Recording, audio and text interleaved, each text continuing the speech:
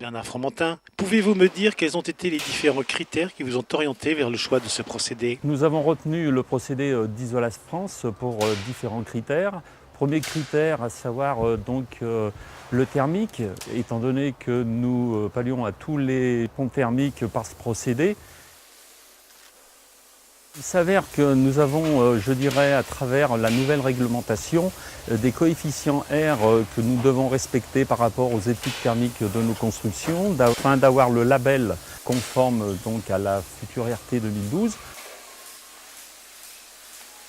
Deuxième critère qui est d'ordre, on va dire, aussi de son poids, étant donné que sur les différents planchers que nous utilisons et les études géotechniques, donc ça nous apporte des descentes de charge nettement inférieures à ce qui était fait jusqu'alors. Donc ce procédé a la particularité de nous apporter une étanchéité thermique parfaite. L'avantage aussi, c'est qu'à travers les études thermiques que nous réalisons de manière à obtenir les coefficients requis, et notamment le futur coefficient RT 2012, d'avoir une possibilité d'avoir une isolation centimètre par centimètre, donc vraiment, on va dire, appropriée à l'étude thermique.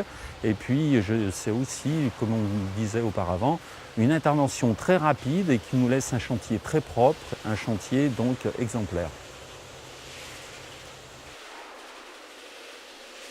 Troisième critère très important, son intervention en termes de durée, à savoir que dans la journée, nous avons pu réaliser et l'isolation, la pose donc du chauffage et notamment la chape anhydrite qui va être apportée par-dessus.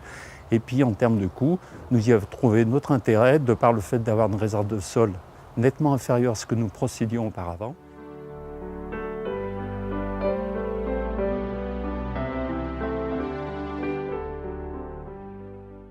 Au niveau du coût, il est très compétitif, notamment dans le délai du chantier, parce que nous avons évité des chapes et des interventions, on va dire, qui prenaient du temps, notamment des séchages assez importants, alors que là, dans l'intervention, comme on a pu en juger, dans la journée, cette intervention est donc réalisée, et de par un séchage très très rapide, on va dire, le corps d'état du chauffagiste peut s'appliquer dans la même journée et nous réduire ce qu'on appelle une coordination qui peut des fois coûter cher à l'entreprise de par, on va dire, le délai du chantier.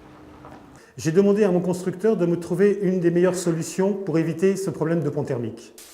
Ce constructeur m'a proposé cette nouvelle solution, en fait apparemment une mousse de polyuréthane qui définitivement élimine le pont thermique. Ensuite, on pose simplement un plancher chauffant puis une chape de béton et je dirais entre guillemets le tour est joué. Voilà, il me semble que cette solution est certainement à ce jour une des plus pertinentes.